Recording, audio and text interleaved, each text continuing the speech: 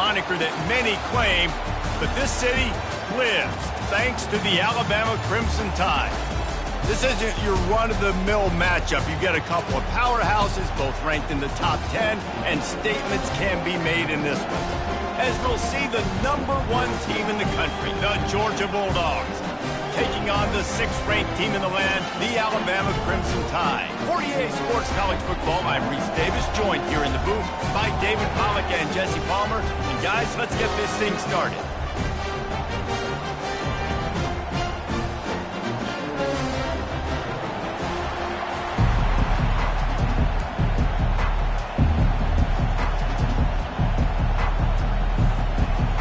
Georgia likely to kick it deep to get things started.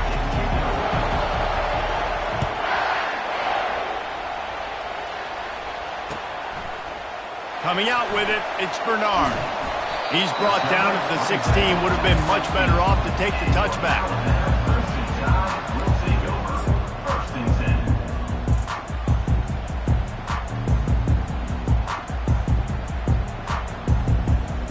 On first down, here comes this offense.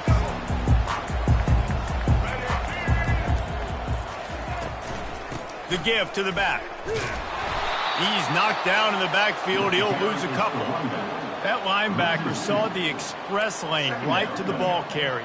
And a great job by the defensive line getting some push, making them use their resources on him. Linebacker comes free, boom, and making the backfield for a tackle for a loss. After getting knocked back to open this drive, it's 2nd and 12. Looking for a gap. It's Haynes. They bring him down, and he's going to lose a yard on that one. How about the defender being a heat-seeking missile? He was on radar lock. He found the football and flew down with some bad intentions. And the running game has been disastrous on the last couple of plays. They'll try to salvage the drive on 3rd down.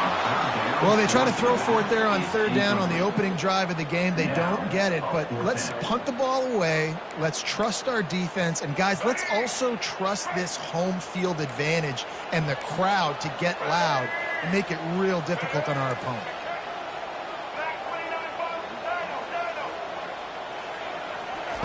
On 4th down, going to the air. And that one falls incomplete. A huge stand by the defense.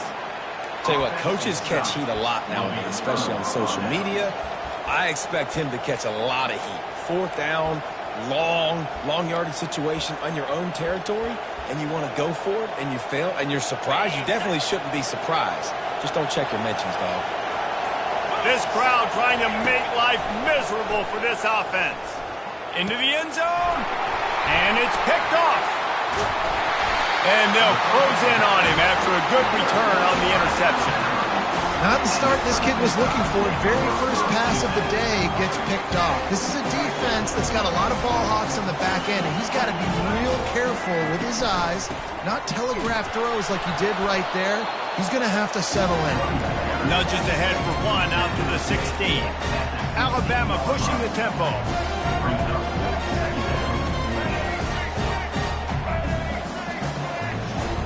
Back to throw, it's Milroe. They're trying to get to it. Going to try to get it himself. They get him on the ground, didn't see anything downfield, but made a little something out of it.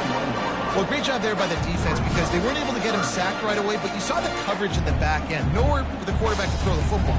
Didn't get the sack, obviously. You don't get the negative play, but you also don't give up a big one. You're feeling pretty good about where you are right now in this drive. Here on 3rd down.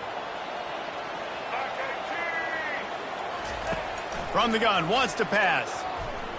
Feeling some heat. And the pressure was too much. They get him at the 15. The defense coming up big there. The sack is great, but the secondary deserves some credit too.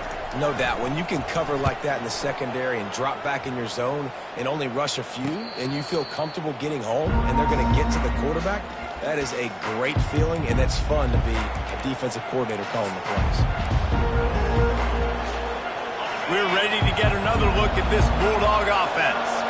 Well, the good news about this drive, Jesse, it can't go worse than last time through a pick on the first.